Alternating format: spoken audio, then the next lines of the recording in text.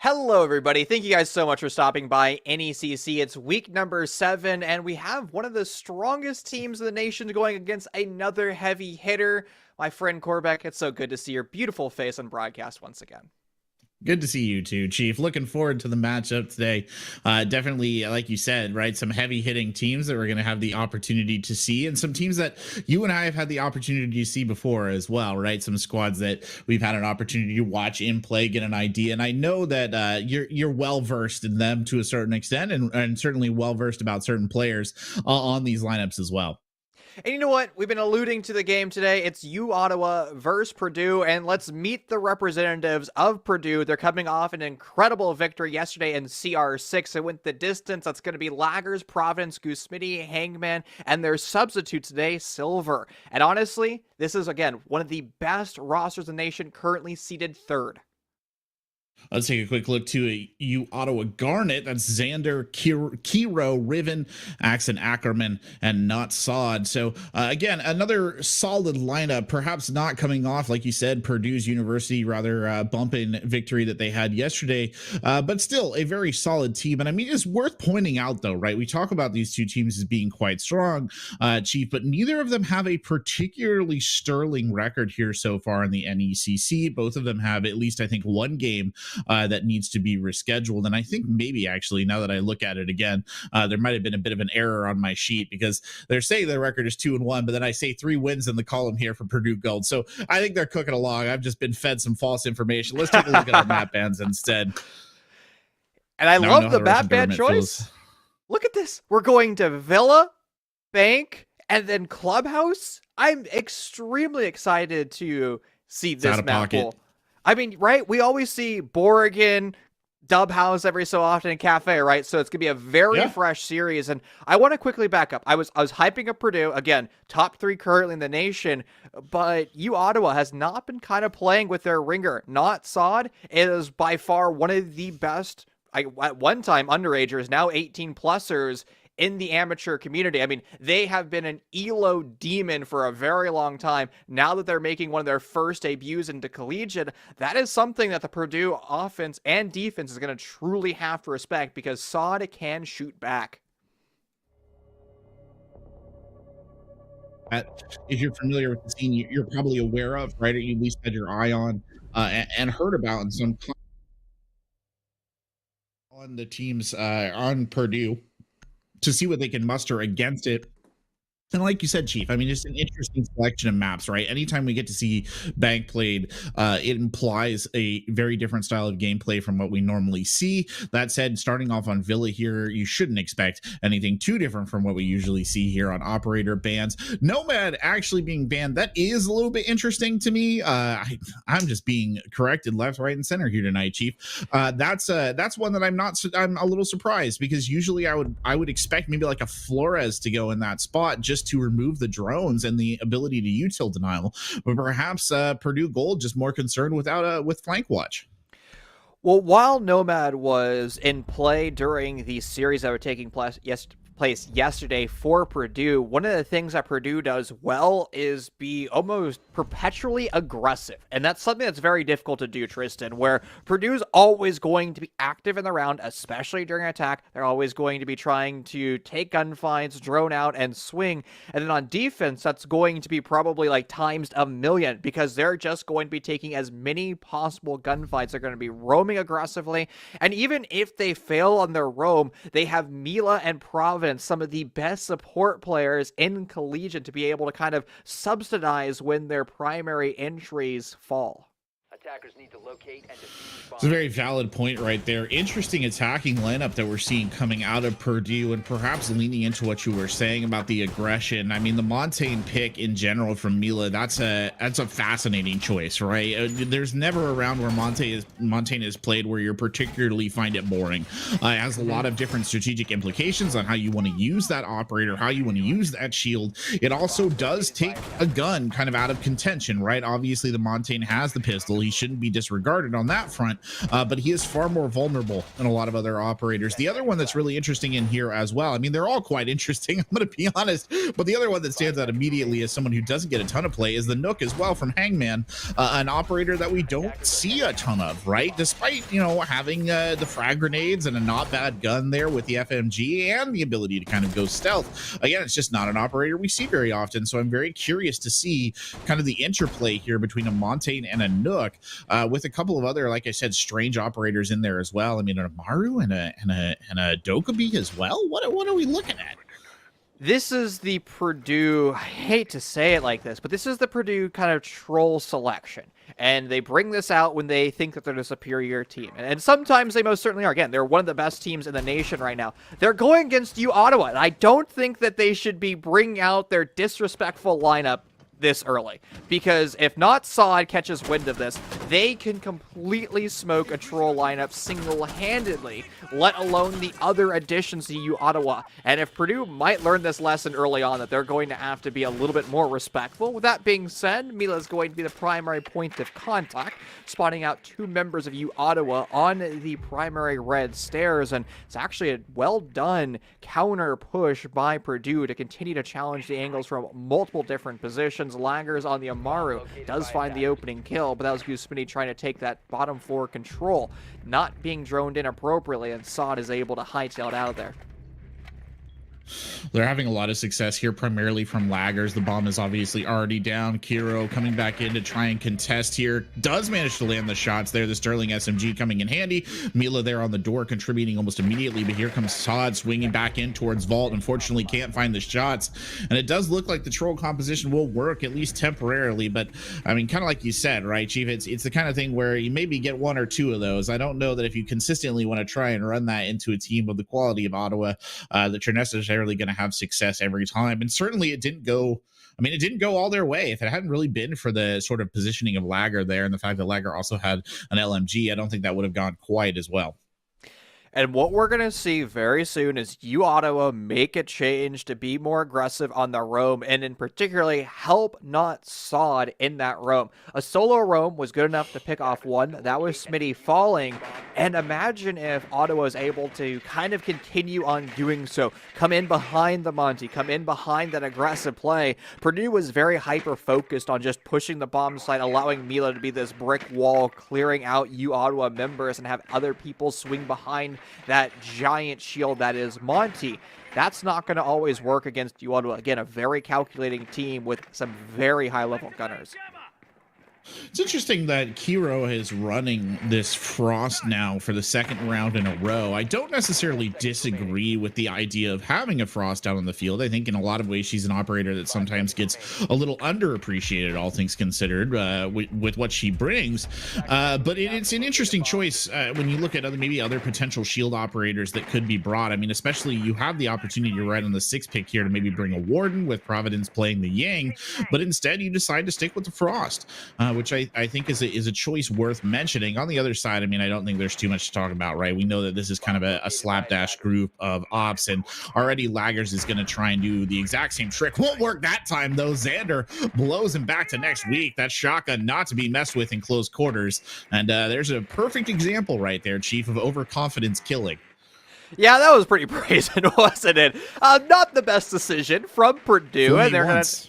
Yeah, but they're still doing it. Like, they're still just as aggressive. So I don't think that Purdue has quite learned the lesson. Again, like I said, they should be quite fearful of you, Ottawa. You're not going to get away with the odd shenanigans many rounds in a row. And I actually like the way that you, Ottawa, is playing this. We talked about coming in from behind, and it's the aggressive stance over by Master. Kiro doesn't quite get the wind of that, though. They take the Monty shield one-on-one, and actually Monty themselves unsheaths for that pistol.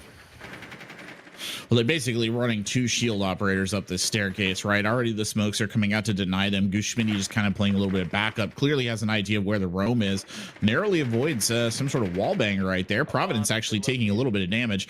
A lot of LMGs being featured right there. Look at that, not Sod. Simple reverse of direction. Fortunately, Mila was able to get a kill in the meantime. Here comes the smoke there. That's going to slow Hangman down just a little bit. Providence trying to do some flashbang trickery there to defend the bomb, or to defend the plant. Unfortunately, the plant will not not be denied. Good C4 there coming up for Axe and Ackerman to take down Providence, though. The bomb is planted. Monte gets eaten alive by Sod, and that just leaves Hangman here holding the stairs. We'll take down Axe and Ackerman in return, but it's a 2v1. Not Sod with the finish. A good, clean triple kill there for the Jaeger player, and he'll run in and defuse. So hopes and dreams, maybe memes right there, but they do not come to fruition on that round.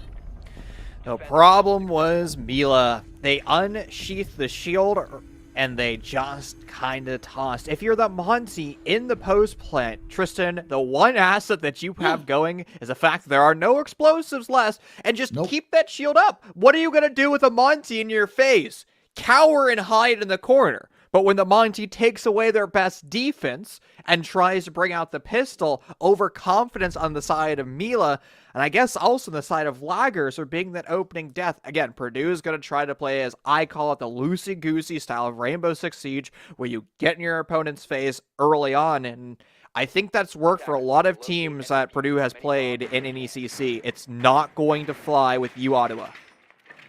I mean, you saw it too right there. If there's ever a bomb site and a plant location where Montaigne can just stand on top of a bomb, you're looking at it, right? That's about the best that you're ever going to get. A tight corner of which there is no way to dislodge him with an explosive. So anyway, overconfidence kills. I'm not going to, you know, obviously I think Purdue Gold is the stronger team here. I don't think that's it. That can really be denied, right? But I do think that you have to at least take into account that your opponents can be quite strong in return, right? This is something you have to take into account. Looking here as we move over to trophy and statuary, you see double Jaeger, Wamai combo, so a lot of projectile denial being included. The Thunderbird, an interesting choice, and still Kiro running this Frost pretty much to the hilt here, despite the fact that I don't think we've really seen a Frost mat get value, or particular value has been derived from the shields. Still very much a central part of this lineup, and that Frost mat will have to be dealt with here by the members of Purdue Gold. Mila in particular needs to be a little bit careful there. And I wish we had, like, real-time statistics, or even... Okay, that was bad, Laggers. We're just going to move on from that. I was going to talk about the Frostmat. I'd love to see the percentage in which Frostmats are put in the field of play and actually find, you know, somebody falling on the Frostmat or putting their kneecaps on the Frostmat.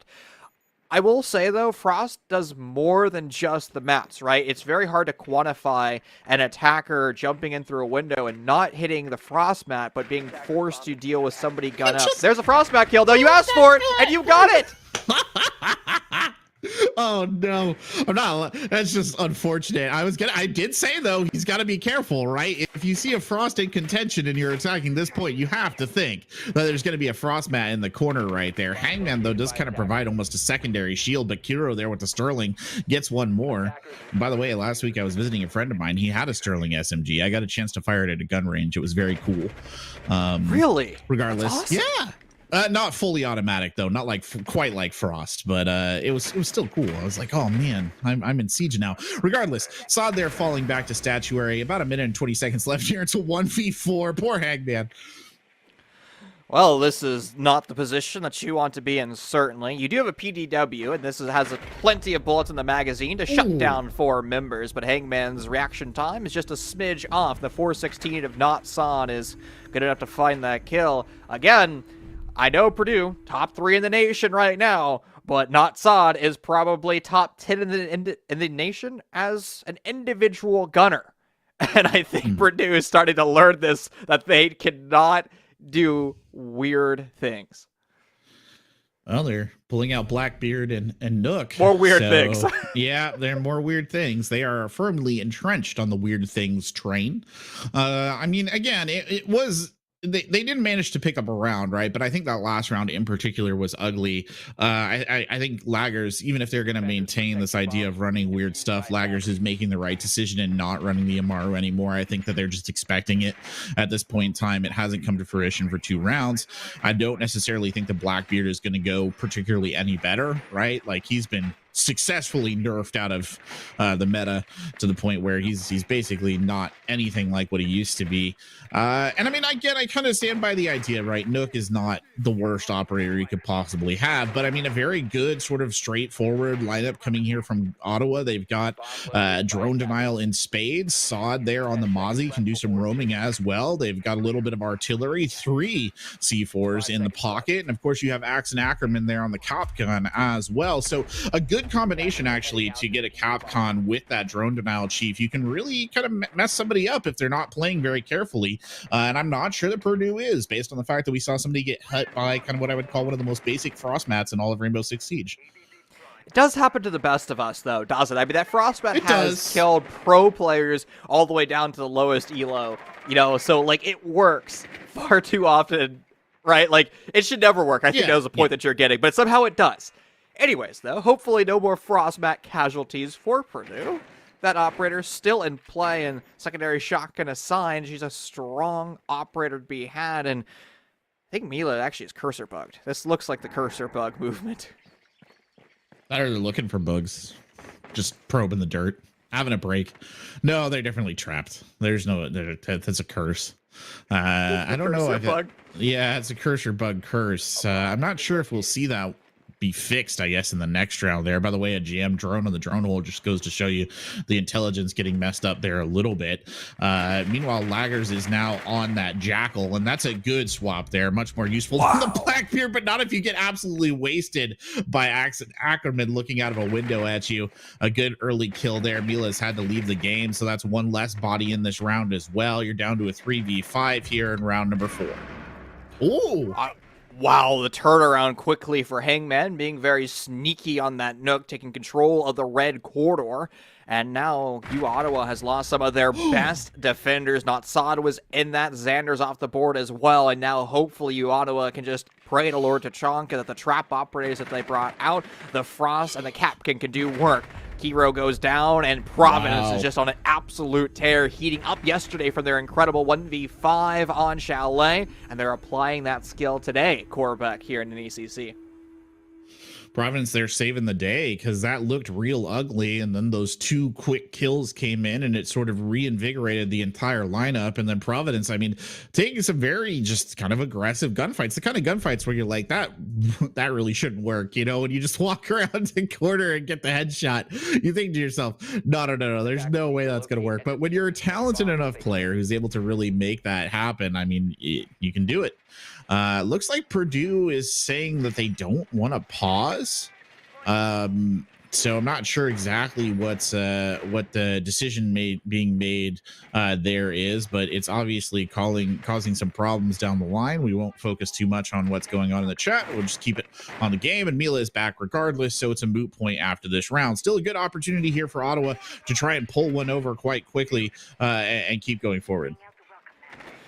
Back over to Plains and Games, we find ourselves Tristan, the bomb slant that has had turmoil between the 2 rosters. Purdue was able to take that back in round number 1, their first of their 2-round victories, and really the second showing of Plains and Games wasn't particularly brilliant from the side of Purdue. That was when we saw Laggers enter into the bomb site in the first, we'll call it 15 seconds of the round, and well, there's a Mossberg shotgun waiting for them, and they got shut down pretty quickly.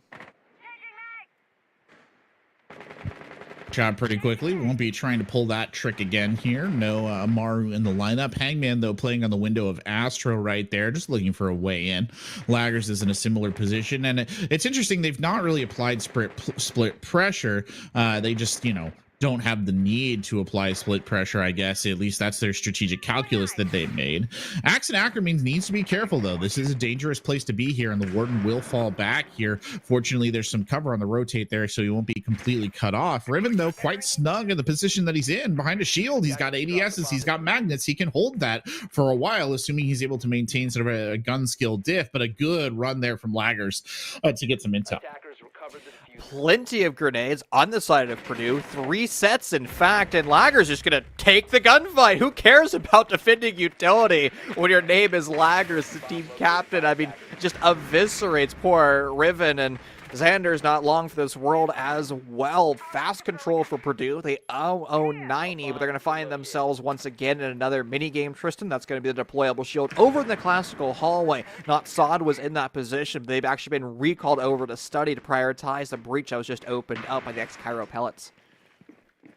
Well, now it is becoming a little bit of a mental game, right? And Axon Ackerman there challenging with the quick peek. He's got the Nook on his sights, but he'll back right off. And now we see, again, Hangman, as we know, is capable of executing those kind of challenges. Good frag grenade and good follow-up there. Excellent reflexes. Kiro now left all alone, trying to defend behind the bar. It's only a matter of time, though. I don't think Kiro can quite pull this one out, even if they try their best. They've got one body coming towards him here around the corner at the elbow. Good headshot right there, but still a 3v1. Quick reload here for Kiro. Kiro pushing forward down the corridor, sees one at the top of the stairs, a couple of shots going wide, but the shield working against Kiro.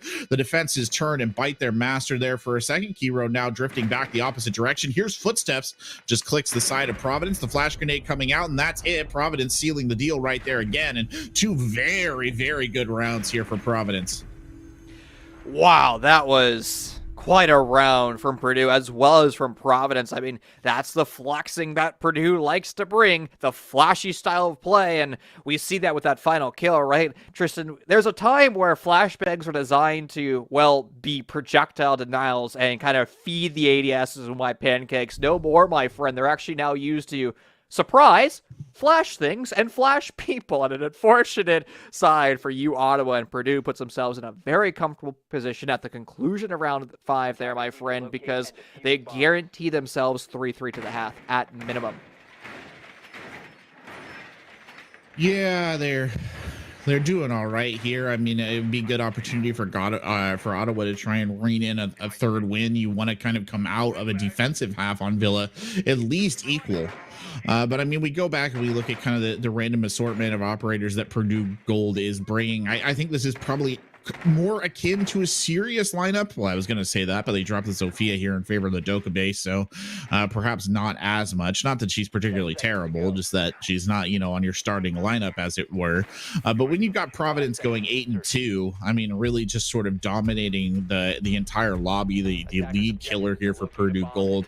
There are only limited options for Ottawa Garnet. I don't think that they're necessarily like losing because they're not putting up the right defense. I think their defensive setups have in general been pretty solid. They're just really struggling to win the gunfights, and fortunately it's a shooting game at the end of the day. And again, everybody on the side of Purdue has really become household names in the collegiate ecosystem for their ability to shoot back. And I will say, Not Sod is incredible when it comes to the mechanical skill. I mean, there's a reason why they're currently the top frag of U Ottawa. And Not Sod, as I mentioned a few times, is somebody that you need to most certainly respect in the server, because you just simply don't want to be on the bad end of their gun barrels. And, well, you don't really need gun barrels when you can kind of go with the new school meta, and that's just the whip grenades from below and hope they land.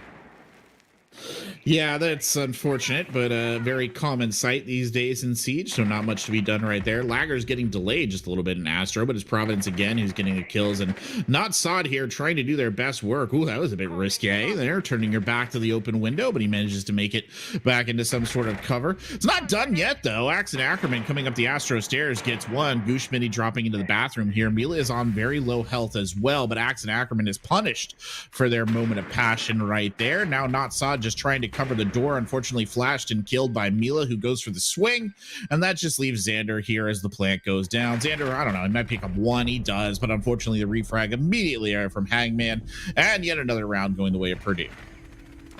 It's just aggression from Purdue, simply put, and U Ottawa just needs to be prepared for it. Honestly, I'd like to see more emphasis on the trap operators. I'd like to see the buddy system be implemented by U Ottawa just to make sure that they're going for the trades. Now, to be fair, it is very difficult to trade out grenades from below, and that requires you simply to kind of roam underneath to prevent the nades, but you're also playing against Purdue, who is going to rush you if you're below. So it's really on U Ottawa to identify which is the biggest bane that they're going to suffer against, and that opportunity cost, Tristan, is a difficult one, even as a collegiate coach. honestly, I don't know which is the right decision there. I'd probably lean towards the roam and try to hope that my rotation, my communication back would be enough to stop that hyper-aggressive rush that, well, Purdue Gold is kind of known for.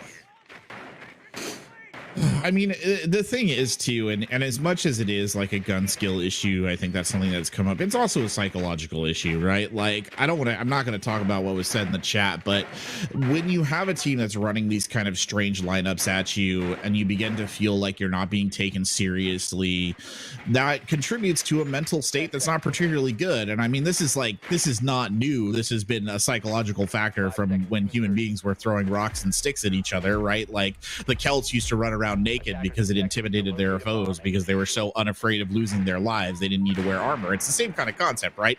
You're playing fast and loose and you channel that aggression, and I think the end result is that Ottawa Garnet looks a little shell-shocked, and I think that last round was a perfect illustration of that. Sod just kind of can't really get too aggressive, and you're losing team members left, right, and center. There's not much of a trade game, and everybody's getting really wary of what's happening. It's really difficult to recover from that just mentally. It's hard, and if I was in their position right now, I'd be frustrated and not playing my best. Smitty's aggressive stance, he actually is going to have to be very careful here because there's so many members of Ottawa with multiple gun barrels around that door frame that if he doesn't fall back quickly, he could be shut down. And I find some irony that Laggers is bringing out the Caveira. They've been the byproduct of a Caveira interrogation multiple times against members of Alabama Huntsville. So I guess Laggers was trying to get some revenge on another collegiate team that has completely exploited Purdue in the past. But with that being said, Ottawa's control of the north side of the map is actually quite efficient right now. I love the fact that they're using Cairo pellets to create new lines of sight into deer, but they're going to also have to move those entries just a bit faster to start to knock on the threshold of 90 soon. Yeah, the only problem is it is taking time, kind of like you implied right there, right? You've got about a minute 30 left. It's time you can build something up. Not Sod there securing an early kill on Mila. That's not bad, right? Kind of take one gun down. Now you have a slight advantage. Got to watch out, though. I mean, there's still guns available. Providence demonstrating that in fine form, taking out Alex Ackerman. But Xander with the trade. That's good play there from Ottawa, trying to keep in there. So unfortunately, here comes Laggers. They didn't account for this. Laggers going in for the interrogation, and that might just about do it here. That information dump is so successful, and he gets not Sod as well. Escapes with the sliver of health left. Oh, and Goose Smitty with the built-in wall hacks of that interrogation, making it everybody on the, known with the wall hacks, and not a good position to be in. And Providence, once again, with the ability to see through walls with that interrogation. They know that somebody is baiting on the roof. Man, Ottawa is going to have to overcome a lot. The diffuser's isolated, and you have multiple members of the Purdue Gold very eager for this kill. And I respect the flashbangs going out, but Purdue is actually keeping their distance. Yeah, I've been in this position before, not necessarily in a competitive game of collegiate siege, but I feel like everybody's been in a spot where they're the last man standing, right? And you just want to get a kill. And you do. Nice job, Kiro. Absolutely wipes Laggers out right there. Laggers could have gotten knocked over by a stiff breeze, so it only took one bullet. Hangman going for the challenge there. Doesn't kill Kiro. Unfortunately, Goose Schmitty is watching from another angle, and they're killed by the pole that they left with their own X-Kairos pellets, alas. See, I have a love-hate relationship with opening up 90. Because I will say with certainty, you should never make it a rotation unless you can guarantee that you can hold that position throughout the duration of the round. Because if you rotate over to vault or the vault door itself and you leave 90 unchallenged, well, the defenders could just rotate through your own hole and go for an easier flank with more cover. So that 2x3 configuration I'm much more comfortable with, Corbeck, but the thing is, you also have to guarantee that you can still hold that position and not expose yourself by pushing deeper into classical hallway. No, you're exactly right. It has to be watched. I mean, you have to keep an eye on it. If you have an air jab there, I don't know what, right? There's just something, obviously that's not an option in this match, but you get the idea of what I'm talking about. It needs to be protected. You can't just leave it and hope that they're not going to take advantage of it, which is exactly what happened right there. But we are over to Trophy Statuary. Goyo, by the way, being brought out here by Providence. Keep in mind, Goyo has been reworked. For those of you who didn't necessarily know, he doesn't have shields anymore. He has sort of big gas explosion canister things that he puts on walls, and when you shoot them, they blow up and put fire in lots of places. I think that's one of them what we're looking at right there. He's actually not bad, Chief. He's not bad for taking away space. He's almost a little bit better than Smoke. He just doesn't have the option of throwing him out in terms of the actual time that he can delay an attack. Honestly, I think that he would probably be one of the most broken operators if he had impact grenades, be able to kind of like detonate them at range, if you will. Disrespectful first kill with the ACS-12. I will say, it's actually a pretty solid gun. It can two-shot consistently.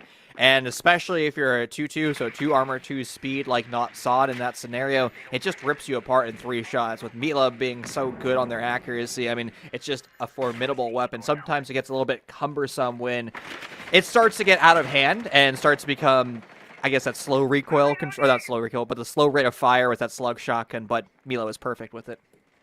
It's unfortunate that the person who went right down right there was Sod. They were both the Finka, obviously a very valuable operator in this day and age with the frag grenades, and also, of course, the top fragger for the team. So a big loss right there on someone who's get killed by that like cheeky little run out that we saw at the start. Hangman here holding up on the door of Master as it looks like a rush might be attempted here. Xander's in the position to open the window. Here they go. Flores leading in. The entire line of them jumps through, and it's just gunfire from all directions here. Axe and Ackerman gets one back on the other side, but Hangman brings them all down. That just leaves Xander. Xander nearly makes a mistake right there, but is able to reconfirm the kill and get the reload. That still leaves 3 members, though, of Purdue up and alive, and Xander could get hit from multiple angles at once, and he is. It's Laggers who finishes him off. I wonder if this rush was called because of the death of Not Sod early on, putting themselves at that large disadvantage. I mean, I say large, but it was a single-man disadvantage, but it's Purdue who's kind of fanned out their defense, and why not try to exploit the absolute map roam that Purdue was bringing? I admire you, Ottawa, for attempting to do so, but did you see how quickly Purdue collapsed back on the bomb site, as well as the on-site anchors kind of realizing that, hey, I think there's a rush taking place, and see, I've had this love-hate relationship as well with Gone 6's going on green barricades, because if I hear that as a defender, I'm just going to assume I'm going to be rushed. Yeah, I mean, you're completely correct, Brian. Like, what else is it going to be? Like, you know, nobody's going to waste a Gone 6 on a green barricade with no purpose, right? Or nobody at this level of play. Let me rephrase that. Nobody at this level of play is going to waste one for no purpose. Maybe in your unranked game or your quick play or whatever, yeah, somebody will do it just for funsies. But in this scenario, the only thing that pops into your mind is rush, and it was a really good reaction. And I mean, let's be honest, like the Purdue Gold squad, they're a very good team. You mentioned it, right? They're not going to be taken advantage of by something like that, as much as you might want it to manifest. I mean, it had every kind of like vibe of just sort of we're running out of ideas. Let's just throw whatever we can in there and see if something sticks. And especially when you're a team that's been struggling to challenge on the gun skill front, I mean, that didn't do you any favors, right? You just kind of created your own kill zone. Axe and Ackerman there coming in on the Montaigne, by the way. Didn't mention it yet, but it's an interesting choice indeed. Not sure how much value they'll really be able to get out of it, but they'll try again. Doesn't look like any sneaky kills are going to come this time, though. There was a little bit of an attempt there, I think, by the Caviera, but they're run off to the basement now, so nothing more to worry about. I'm concerned about that CQC shotgun that was brought out by Goose Smitty. We saw in the other day that a member of the St. Clair team was able to go nuclear with that shotgun. A little bit odd, and oh no, Not Sod is the opening death again. They weren't droned in Laggers. They don't get the interrogation, but they find that kill. Again, Not Sod, one of the best fraggers in the game, off the board, and this is going to put a lot of burden on you, Ottawa. Sure, they had the Monty in play, but they have completely been choked up, and wow, this is an aggressive res, but with the Monty, I guess that's going to allow you to get away with that. Where are the explosive devices? It doesn't matter. You, Ottawa, has full control of the bomb site. The plant's going down, and I don't think the decision to bring out the shotgun was particularly wise. The members of Purdue, they're pretty much far away from each other, and Mila's clutch is going to be practically impossible. Now Goose Smitty, DB, and Node able to res themselves, but they get shut down, and what a beautiful attack from you, Ottawa. An excellent rush. It was actually a really good attack from you, Ottawa. They did really well, and the Montaigne actually worked really effectively. It drew a ton of attention and a ton of fire. It was like hanging a red cape in front of a bull right there, I think, as far as Purdue Gold's defense was concerned. And a very good round from Ottawa to overcome the loss of not Sod early on, right? Sod is the ace. He's your ringer. He's a guy who's supposed to be in there doing great work. He got popped immediately, and Ottawa bounced back and played a very formidable round. Again, Ottawa is a team that deserves to be respected. And if you give Ottawa rounds like that, where they're able to overcome the opening death that the outside suffered, honestly, it's going to be quite a storyline for you, Ottawa. They're moving in the right direction. And actually, I want to draw your attention over to the Ottawa scoreboard. Look at how even they are. 4 players on 6 kills. That demonstrates to me that the Ottawa potential to collect heads is very high, and if Purdue makes a mistake like they did back on their kitchen defense, it might be something to allow Ottawa to pave their way to overtime. It very well might be, but I mean, look, we're facing 3 rounds that you have to catch up here, and I mean, that was a good, it was a good attacking round, the last one, but you're going to need a lot more good attacking rounds to come through here. So I don't know. I'm not gonna hold out too much hope, but you never know. Stranger things have happened at sea. Anyway, here comes the attack again. No Montaigne Lion in the lineup this time. You also have not Sod on the Jackal. Laggers is in a position, I think, where they could be annoying if they choose to, but no, they're just going to remain quiet. This actually has similar vibes to what we saw from them a couple of rounds ago, where they just sort of waited in one place for a really long time until the opportunity to strike manifested itself. Not Sod here, pushing up through master bedroom, does have the scanners on, looking for something, doesn't find it, as Gushmani slowly crawling back towards master bedroom. Mila is here as well, so a little bit of a defensive setup, Chief, but nothing to write home about just yet. Brief exchange of gunfire early on. Mila was hiding in the bathtub earlier, and they were droned out. That's why we see them pressure deeper into Astor, not Sod on the solo entry. With the lack of information, they're unable to win the gunfight, allowing Gushmani as well as his comrade in crime, Mila, to continue to hold this north side of the map. And I think Providence might want a piece of this action. They're going to continue to try to hold this as well. And Laggers is up the Astro stairs. So everybody from Purdue has completely migrated their bottom side on over. Diffuser is now isolated, and Ottawa is just being turned into the meat grinder. They're falling one by one, and even the Lion scan isn't quite enough to dig them out of the hole. It's now Ackerman and Xander, both on the other side of the map, far away from the diffuser. Yeah, it does look like this might be curtains for Ottawa here, at least as far as Villa is concerned. Xander there rolling out the frag grenade, just trying to see if he can pick up anything, but he can't. Axerman there having to play a very long sightline, has no idea. I think that Hangman is waiting for him right around the corner. I mean, how would they at this stage? Providence does take a couple of hits right there, but again, it's nothing to write home about. Here comes Ackerman. Hangman swings the door, misses the shot, and unfortunately gives away his position, so he'll drop down and reposition, grabs a Grisma on the way so he can redeploy it there for a second. Ackerman just firing randomly into walls, hoping for something. Xander narrowly avoids getting lit up right there as he peeks his head back over the entryway to Trophy. And well, this is where we'll sit, at least for now, in a bit of a stalemate. Again, the two members of the Ottawa attack far away from each other. The Grismont mine detonates in Ackerman's face, and that's going to be the call to action in his Providence, as well as Hangman swing onto that kill. Xander has left their post in DeBoer, attempting to find the diffuser, and with so little time left, they're going to have to start to move fast. The alt walk might be enough to confirm that this series is going to map number 2 in 17 seconds. It's going to be Bang. Mila's position, not yet droned out, because you're not going to have time to drone out. And look at the hunting pack. Everybody from Purdue knows that the Xander is near this position. They're starting to be eaten alive, though, by Xander. No secondary weapon since it's the Gone 6, and they're just dropping like flies. But finally, Gushmani is going to put a stop to those shenanigans. And it's going to be Purdue moving on to map number 2 with a victory underneath their belt. Indeed. 7-3 there. A very good round there for Purdue. University of Ottawa there giving a good half, so that's good, and things have settled a little bit there on that front. But again, I mean, you got to give a little bit of credit to the University of Ottawa. They put up some of a fight. It wasn't entirely a walkover, but at the end of the day, we were talking about it, right? The gun skill matters. Kind of the inability, I think, necessarily to kind of counteract the aggression that was being shown to us there by Purdue is probably the biggest failing on the Ottawa side, and has really just given. I mean, Purdue looks incredibly confident, right? They're just driving forward with a ridiculous amount of confidence, and nothing has really happened, I think, to particularly change that narrative in their mind. And that's going to be the next storyline for you, Ottawa. They're going to have to apply a break somehow to Purdue. And honestly, Tristan, this is an opportunity during the 5-minute break between maps for you, Ottawa, to talk amongst themselves, deliberate on what was going wrong, and prepare for their own map choice of Bank, my friend. We're going to see Bank in a matter of moments, in 5 minutes. In fact, so ladies and gentlemen, please do not go anywhere. Keep this Twitch tab open. I promise you want to see Bank.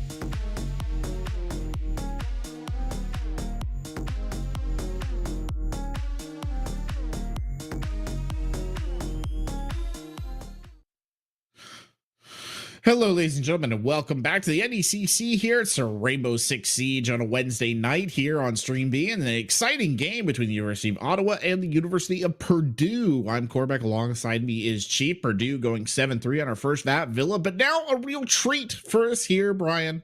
We get to go to Bank.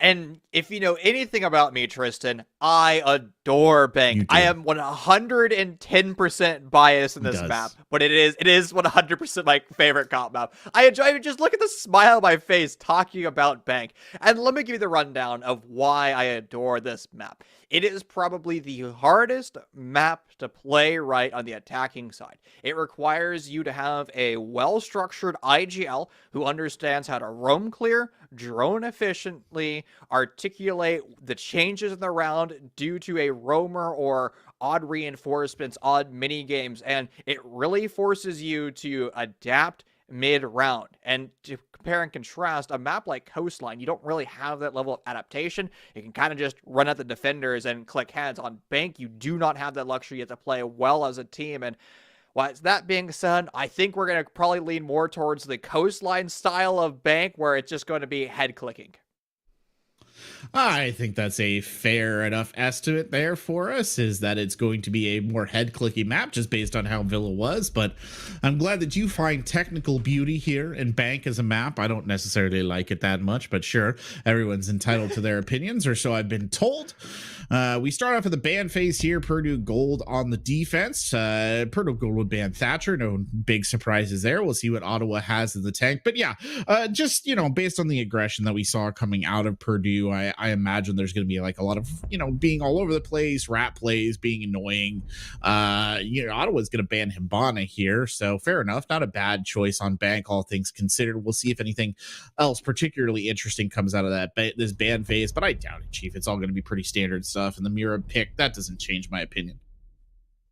And I will say, I always lean towards removing one of the hard breachers. Personally, I tend to gravitate more towards Maverick. Actually, an operator that Purdue was banning in yesterday's series, but Hibana is the queen of hatches, and with so many hatches being irrelevant, especially to that basement defense, as well as the ability to open up accurately the Canto wall, which is the topmost floor wall near the elevators. When an attacking team has that wall reinforced against them, you can guarantee pinpoint accuracy with your opponent charges your X-Cairo pellets to get a perfect upside down line of sight where you see the defender's feet, but they can't see you.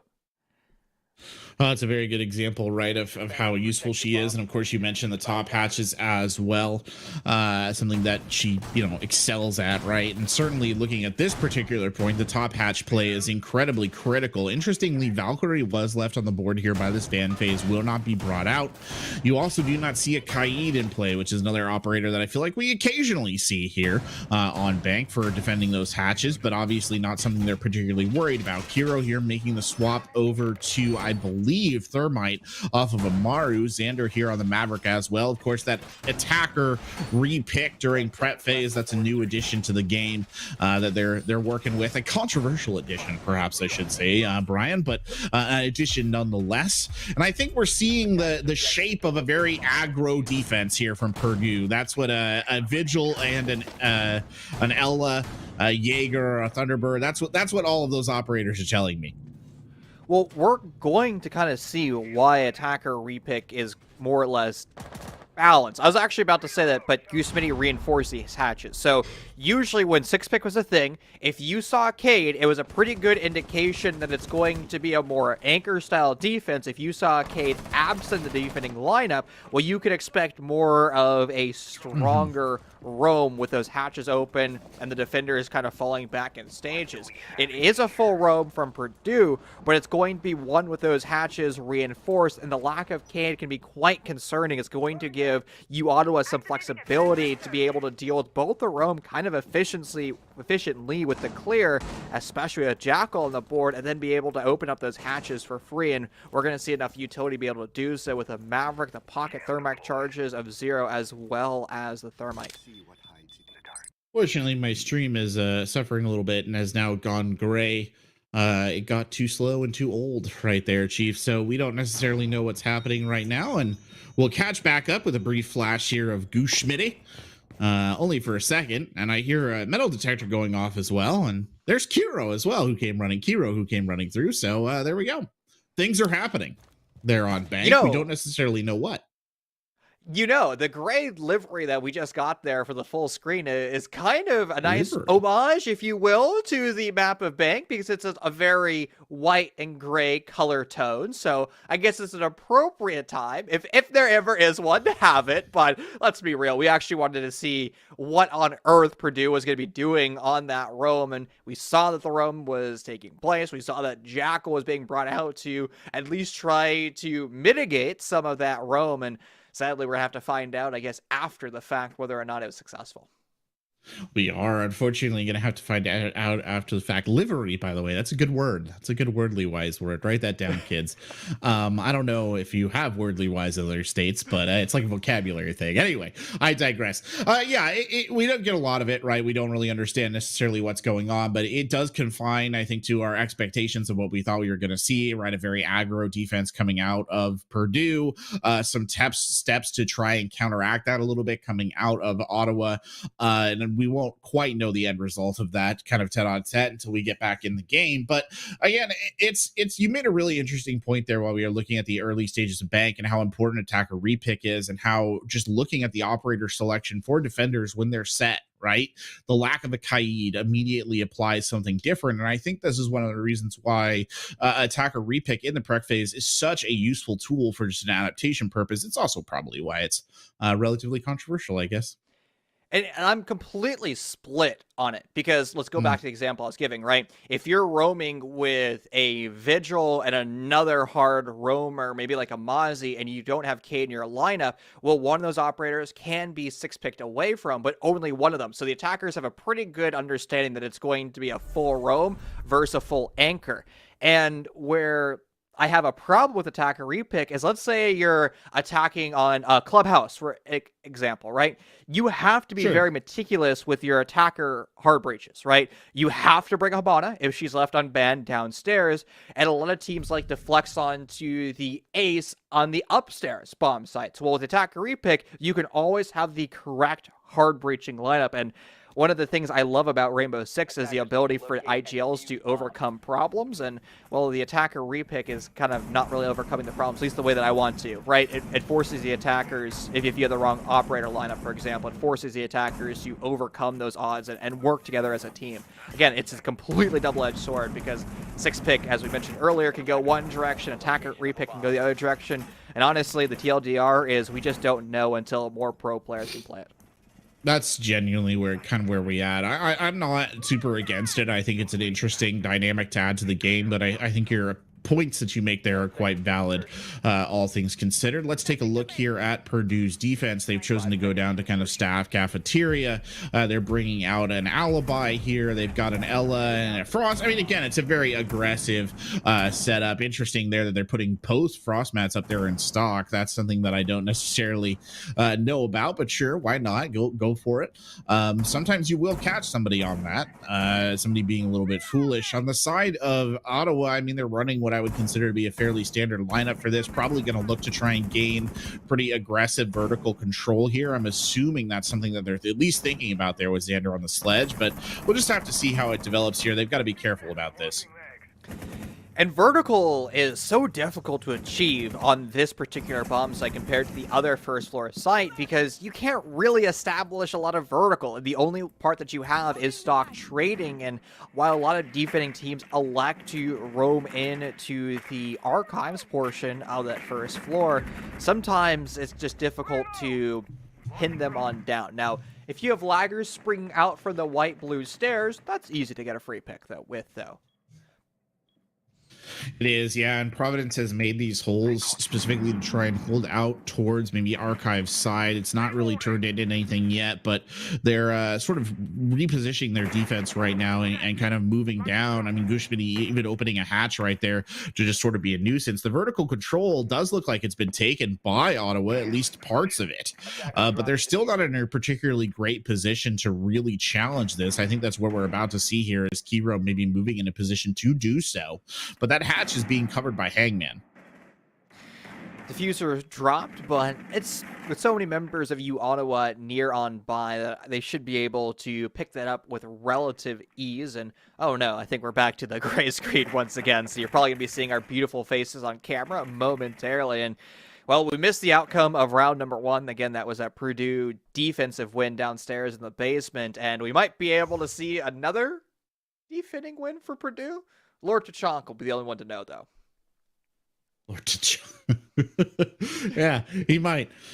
He might. I'll tell you something about Tachankas after this, by the way, Chief, if you know where that comes from, but it's not needed on broadcast at the moment. I will say I think that was looking to be a decent enough attack that was coming out there from the University of Ottawa, but we've seen decent enough attacks coming out from them before, and Purdue has a lot of answers. I think the biggest problem that I saw there and what we kind of got to look at as the slideshow progressed was just that University of Ottawa had not done enough to control area. Right? Like we saw the members of the defensive side, Purdue had a lot of room, right, to move. And I don't think they were on camera. I don't think anybody was following the movements of those operators that we saw running around there, coming in through library, kind of repositioning themselves. I don't think there was any tracking on that at all. And the problem is that just leaves dangerous people unmarked, right? And at any given time, we just don't know when Frost is going to pop out of the archives window, for example, and gun you down as you try to make something work. And sure enough, Purdue Gold will pick up the win right there. I gotta know, because I was thinking about this earlier. What on earth is your background? It kind of looks like the Lonely Mountain meets Lake Town, Esgaroth in the background, like with the beautiful pencil drawing. It is a sketch by the national artist of Ukraine. Oh, interesting. I believe is the national artist of Ukraine. But yeah, it's a sketch of, I believe, the Carpathians, which are the mountains in the west of Ukraine. So that is what it is. Learn something every day. I love those pencil drawings. Yeah, is it a painting beautiful. Or is it a pencil? No, it's pencil. I think it's line and ink or whatever. I don't know the exact term, but anyway, we are back to bank, and it does look like Purdue has managed to secure themselves another win here. They will move up to the executive office defense now. This is a site that I really dislike, Chief. I don't like this site at all. I find it very difficult to play, but if you are a coordinated team, and if you're a team that's of the caliber here of the University, or Purdue, I should say, you're probably going to have a lot easier time defending this than my average unranked stack is. So I'm curious to see how they go about this. Flores being brought out here by the attackers, by the way, going to be good for a little bit of util clear, but Riven takes an early chunk of damage there from a peek. Pardon me, I can't drink water apparently. You'd think a normal basic human function would be, something that I'd be able to successfully do. So we get back to you one second. Oh, you're good. I mean, we're casters. I don't know that we necessarily fall into the category of normal basic humans. And I don't mean that as something to brag about either. Mila here trying to challenge on the window, playing a little game of hide and go seek, just jumps out and guns down Not Sod. And that's not going to help the mental at all right there. He's found prone on his back and just gets absolutely annihilated. Unfortunately, it looks like the feed is sort of chopping up again. Not a lot we can really do about it here in the broadcast booth, or the casting booth, I should say. Xander now popping the frags. Could actually get a kill off of that depending on where it lands, and sure enough he does. Mila is killed, so a little bit of revenge for Not Sod right there, and immediately forced to challenge Xander with a really good kill on a Providence as well. I was about to say, if you're Providence, you'd be very careful challenging around that reinforced wall, because another grenade might be able to find you, but it's actually the gun barrel to do so. And Purdue, for the first real time here on Bank, is going to put themselves at a man disadvantage. And I love the diligence that Ottawa is doing right now. Tristan, look, they're still droning. They realize that they're up a man, and they're just continuously doing their homework to make sure that they continue to pressure the members of Purdue and gather the information. Unfortunately, though, Laggers was not quite tied down by the drones, and they're going to take their aggressive stance over by the presidential office. They are indeed. Xander here checking down towards the kind of closet there, waiting to see if anybody walks in. Now he's moving around. He does have another Gemini here in the pocket if they choose to use it, but he's just going to soft peek a couple of angles really quick and try and derive a little bit of information. It's not a bad cross angle to cover right there. Riven now moving into stock behind him, but it's Goose Smitty. Lights him up. Xander gets a third kill on the round, though. Good trade back on the Goose Smitty. Keeps it at a 2v2. Hangman here backed up in the corner of the executive office, and I have yet to really see where Axon Ackerman is to push back in on this, but Laggers is playing a little bit off the site, and Axon Ackerman needs to get into a position where they can support Xander in this. Ackerman was on the north window repel, and now they're going to be playing that buddy system that we talked about back on Villa, something that was absent in both the defense and attack of U Ottawa. With them now linking up, they have the ability to go for perfect trades. You have to make sure that their gun barrels are able to do so. On the side of Purdue, they are quite spread out. Xander's 3K has been silenced just a bit. DB node in the door frame. Potential for Ackerman to go for the res, but Purdue smells blood in the waters, and the pre-fires in through the soft walls is going to be enough to shut down U Ottawa. A very brilliant attempt, though, Tristan. They were almost able to secure it, especially after finding the trades and not sod.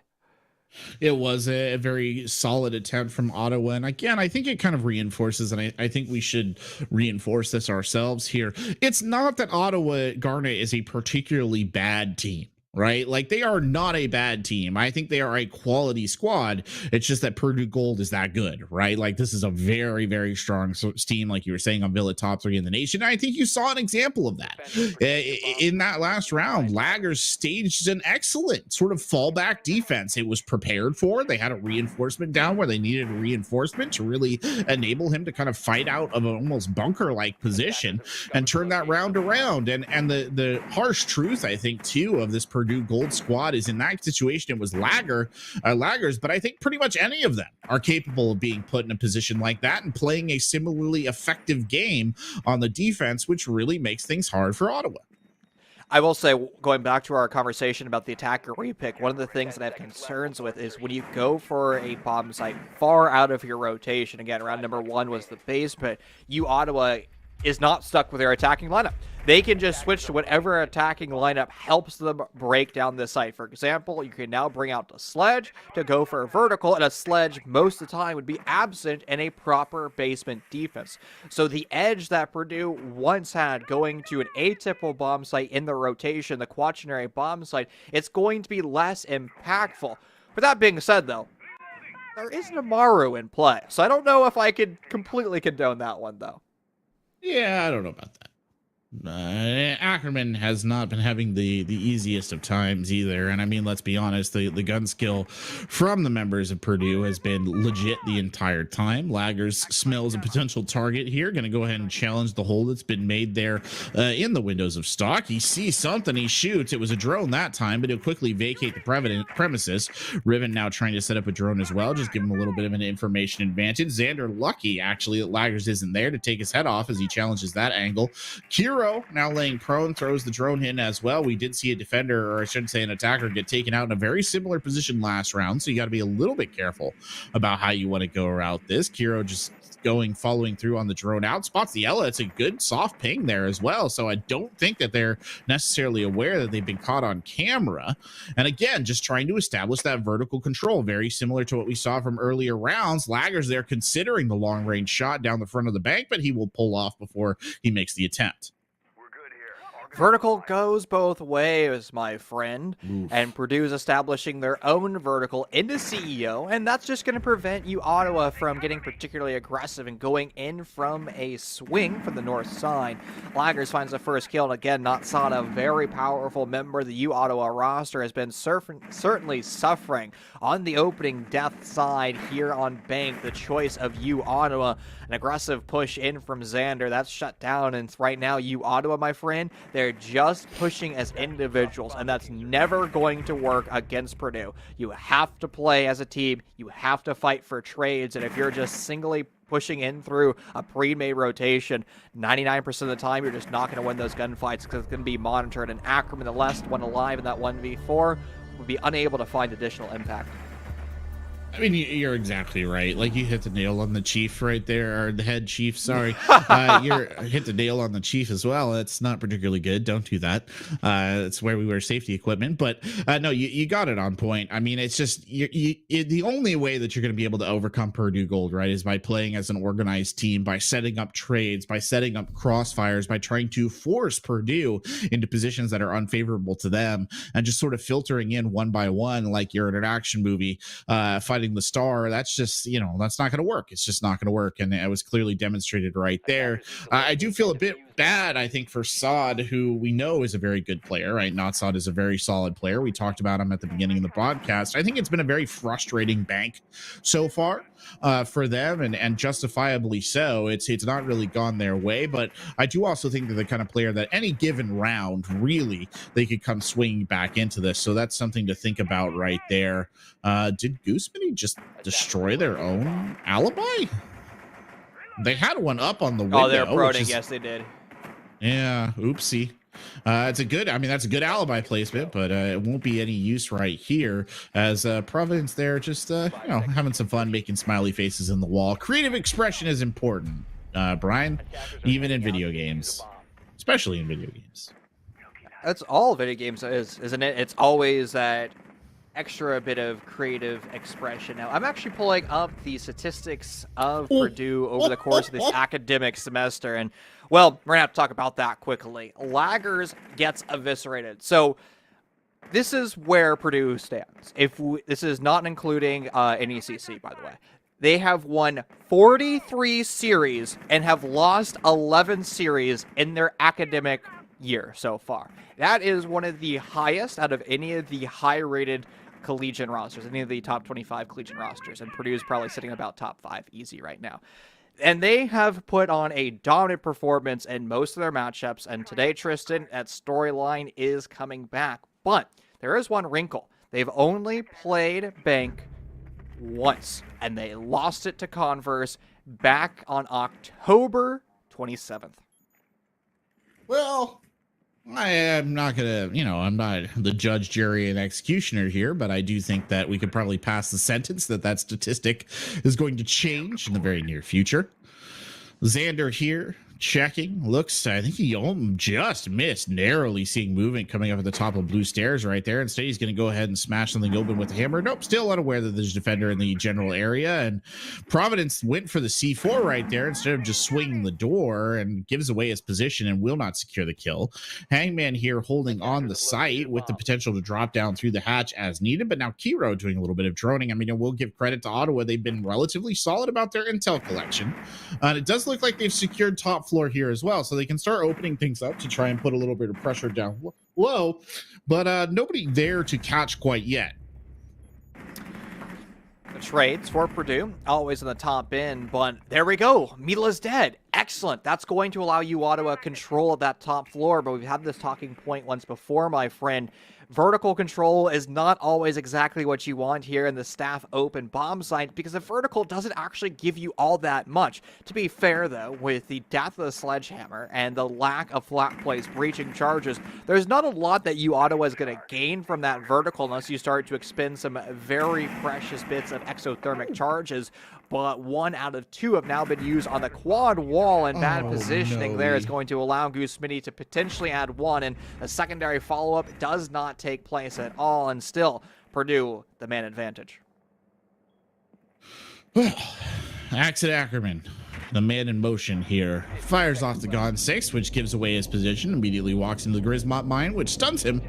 Now he's just lighting up with the LMG right there, trying to put down squad supporting fire, gets 1. Gotta be very careful. The other defender is right here. 3 seconds left on the board. Is it going to be a challenge here from the usual confident Purdue defender? No, it is not. And that will be the end of the round right there, and a very, very successful series of defensive matches here from the members of Purdue. Man, Purdue is just playing lights out right now. And I love their bomb site rotation to the 2 middle floors. Round number 4 was over in Archives. Then we go to Staff Open. And now the bomb site is up in the air. You, Ottawa, is going to have to kind of lucky guess. Are we going downstairs to the basement? Are we going CEO? And it's currently being shown as basement. But again, with the lack of 6-pick, you just really don't know until your drones actually identify where that position is. Indeed. We're back up to executive office here as holes are being blown through things, and now we're running a joint marathon across the map and setting up basement defenses. Cool. Providence there, reinforcing a critical structural wall, which is important. It's Los Angeles. I'm pretty sure that's where this map is, Chief, so you got to be earthquake prepared. So he's down there making sure that things are safe in a rare California basement as well. We don't have a lot of those out here. That is actually true. We don't have it, but I think most vaults, like for banks, are in the ground, right? My bank robbing days are long behind me, so I've kind of, I've tried to put it back in my memory. Well, I'm not a bankologist. I'll put it that way. So, I haven't got a master's degree in banking. Just a master's degree in life. High school diploma from the streets right there is what we've got here. But a 5v5, unfortunately, the stream is suffering again from a little bit of delay. We do apologize that, but we'll try and understand the series of pictures that is flashing across our screen at high speed as best we can. Interpret we them, changed bomb sites? I say it. No. We're still executive. They just went down to the bottom floor and put reinforcements down. Oh, so they're faking the site. I wonder if this is going to work. I don't think Not is fooled. he's not here, at all. So. To be fair, one of the best things to do is actually go into Armory archives and fake the archives. No, not Sod's basically pushing in. He knows all too well that it is an upstairs site. In fact, he actually might be able to find a few kills pushing in through the rotations. He does find one, but he's traded by Hangman, and as there is still more death and suffering on the side of Purdue, they've recalled all of their fake roamers. They're now all turning into anchors, and you're really going to have to rely on Providence go nuclear. A 1v5 yesterday against Kettering on Chalet, so I wouldn't count them out for being one of the most impactful clutch players in the collegiate ecosystem. Oh, most certainly. And I could very easily do that again here as Axon Ackerman unleashes a deeply pent-up hatred of walls right there, blowing some holes in that one in particular. Xander now rotating around the other side. Riven contributing their fire. He also dislikes walls, doesn't want the wall to forget it. Xander now in the stock position here with the crossfire angle. But again, all the members of Purdue have kind of moved themselves in positions where they're not so vulnerable. Hangman here is actually going to try and challenge. Throws the shield down as well. Just boost that defense a little bit. Protect from all that gunfire that's raining through and currently raining over his head. Providence, though, trying to be a sneaky snake there on the conference table and set something up. About a minute left on the clock here, so both of these teams still have some time to play with. Out comes the frag grenade over the top. No victim there, though. Xander on the swing. Xander tries to secure the kill and does. Providence is down. There will be no clutch on this map. The long-range attempt there from Hangman doesn't confirm the kill. So Hangman now in a dangerous position has been spot out. Shoots the couch a couple of times, but it's Riven who secures the kill on the backside, and that is a round finally on the attack here for Ottawa. And there we go. Took them 6 attempts to be able to do so, Tristan, but it finally happens. A 5-1 attacking half is not the position that you want to be in. Again, we don't have a large statistic pool of this map, but if we go into professional play, this map is actually attacker-sided, just by a small margin, but it is attacker-sided. So a slightly dismal showing from you, Ottawa. This is their map choice, and what I'm really hoping is that they're going to bring out a very strong defending half, and something that's actually absent right now from the U Ottawa defense is, once again, no Cade. Not brought out by Purdue, and now U Ottawa not bringing out that defender. You're right. Cade has been a non-factor here for both teams, which is interesting. I mean, considering, again, the Spaceman bomb site does benefit from Cade, but we didn't see we didn't see Purdue Gold really go down here very much. I think they only played one round of bomb, or one round of basement, so perhaps not surprising we didn't see the Cade come out. And same, I guess, could be said here of the Ottawa side. Again, we have sort of a slapdash composition coming out from Purdue. You've got a Montaigne and Osa. Laggers is switching over to the Nook here off the Blackbird, or at least considering that swap. The defensive side, though, a little bit more reasonable. Double projectile denial, which they probably will need to make use of, and an Aruni there to complement as well. So a lot of projectile denial being featured here on the side of the Ottawa defense. I've seen this before from Purdue. They're just going to take in through Dirt Tunnel with Mila on the giant Monty shield. And this is actually a very viable strategy because it allows you to not only waste the smoke toxic gas grenades early on, but it forces the defenders away. You're going to have to decide, do you play around this deployable shield or do you hightail out of there? And the smoke has done more dividends than just wasting time. It's allowed you, Ottawa, to completely rotate multiple defenders to try to contest the hyperlinear push. Well, Mila here just going to try and push up the tunnel. Axe and Ackerman may be the initial point of contact. Needs to be a bit careful, though, because there's plenty of people here hanging out around, but it's Laggers who dies early. Kiro finding that kill. Axe and Ackerman taking some shots right there. Gets droned out. Goes to challenge again on the door. Here comes the Montaigne just walking in, and there's a little bit of an engagement right there. He turns his back on the Montaigne, and that's all the opportunity Mila will need to secure that kill. Axe and Ackerman is down here as there's an attempted defense on the stairs that does not go the way of Xander. Gets absolutely gunned down, and now Riven trying to hold back Kiro on the crossfire. Mila is one of the best, actually top 2 best collegiate Monties, the other being Taciturn from Alabama Huntsville. If you ever turn your back to Mila and present them with a position where they can just shoot you from behind or melee you, they will take that opportunity.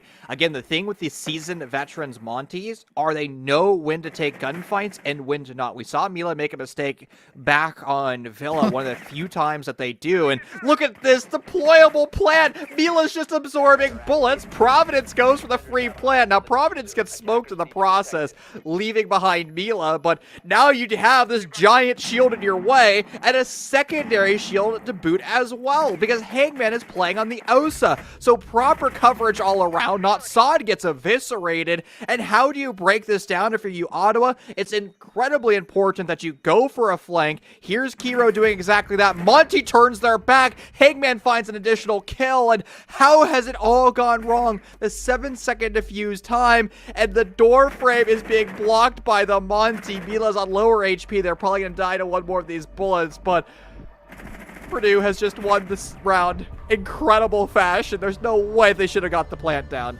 That's just vile. Like, it's really, I mean, really well done. Like, very clever, but also kind of evil. Is how I would put that. It's just really clever. Like, this man putting the shield behind the shield, and Montaigne pushes forward. The Montaigne player is really good, so he knows what he has to do. Then the Osa on the coverage, and it's Hangman who's really good at gunfights. That's just, man, gee, I don't even know what to say about that, Brian. That was really well done. Again, you know why I love Bang? Because there's so many shenanigans that you do. Those are one of those rounds that you're just going to depart with a smile on your face. Even if you are a U Ottawa fan and you're tuning in to support your roster, those are one of those rounds that you just, again, you're like, this is why Rainbow Six Siege is different than every other FPS. Because you can do really weird things like that and have weird synergy between operators. And again, like that's why we're here with Rainbow Six Siege today. Indeed. And here we are on match point. Ottawa only managing to pick up one of these sites so far. It's not been the best of maps for them, especially on their map pick, but they probably can soon put this one in the review mirror and see what they can learn here. Purdue, meanwhile, has been skating on Bank for only having played it once before, looking very confident and very capable here on this Bank map. No. Why would you put a Wamai Pancake next to that Goyo shield, especially if Purdue doesn't do their job burning utility? Because if they just whip a nade, that Goyo shield is going to get destroyed by the grenade and also destroy the Wamai Pancake. It's a lot of very precious utility being wasted.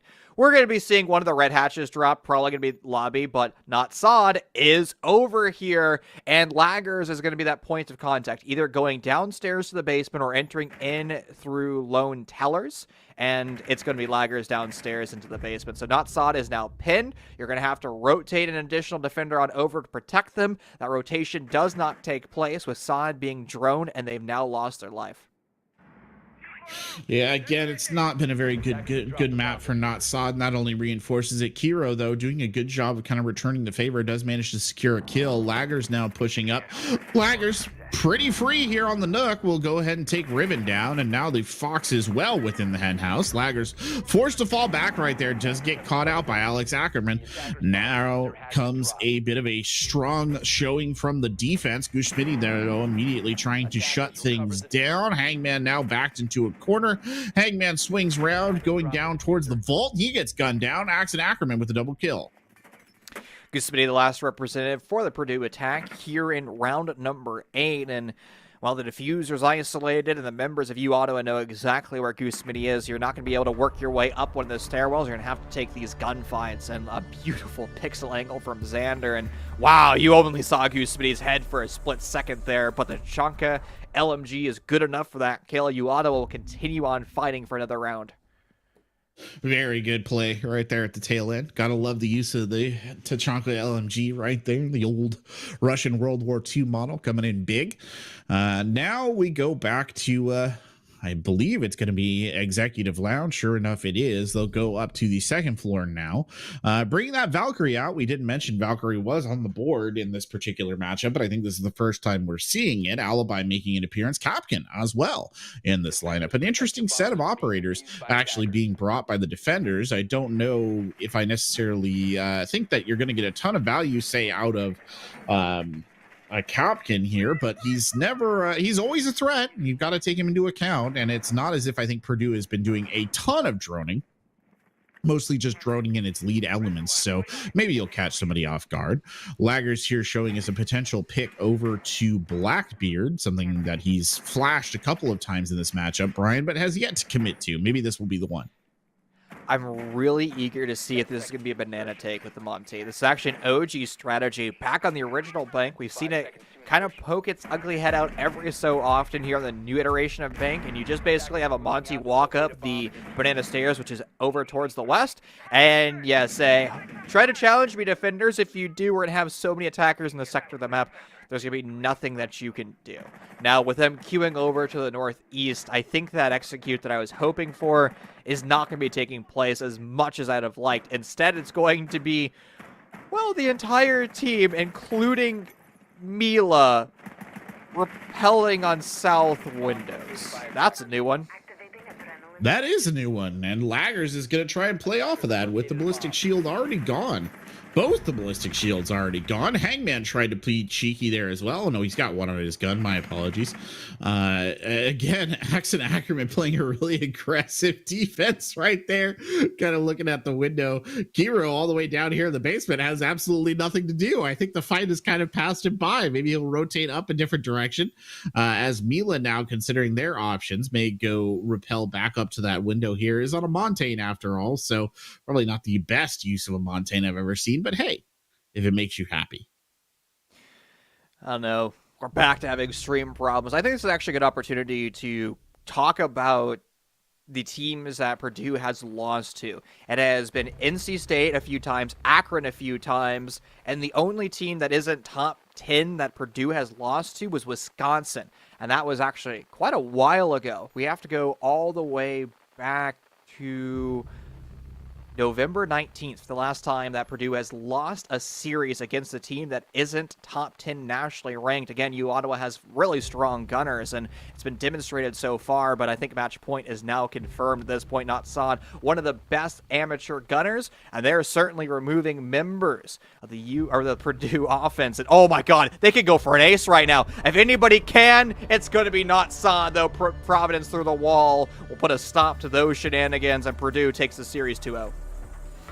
Oh, there was a brief moment there, Chief, where it looked like the window might open for glory, but it is not to be. Unfortunately for the members of Ottawa, it is Purdue taking a walk-off win here on Bank. They didn't look particularly fussed except for one or two rounds. A very solid performance from the Purdue team across this entire map.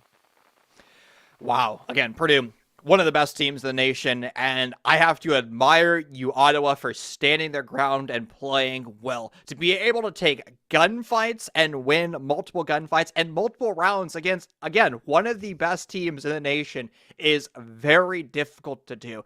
And I really hope that U Ottawa departs today not frustrated, but kind of learning this is what Purdue does. This is kind of what we need to do if we want to find ourselves in the top 10 in the nation. Again, this is an excellent learning opportunity for U Ottawa, and I really hope that they take today to kind of learn what Purdue does well, and it's going to be that team play and that ability to click heads. Again, Not Sod, a phenomenally strong amateur gunner, but they weren't just not enough to take victory today.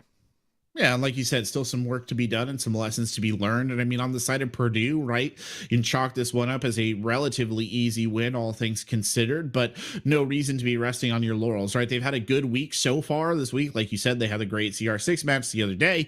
They've had a good match here in the NECC as well. And hopefully, they'll be able to sort of parse that confidence, the confidence that they're playing with, the aggression that they're playing with, into continued success in their competitive endeavors here.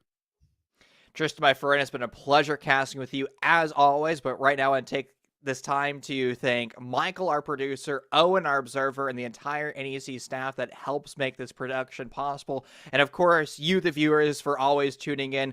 Ladies and gentlemen, that is going to conclude the Rainbow Six Siege side, at least here on the Bravo channel. We're going to be turning you guys over to Binks and Literose on the main channel. Until next time, my friends, stay safe, stay well, and enjoy the A stream.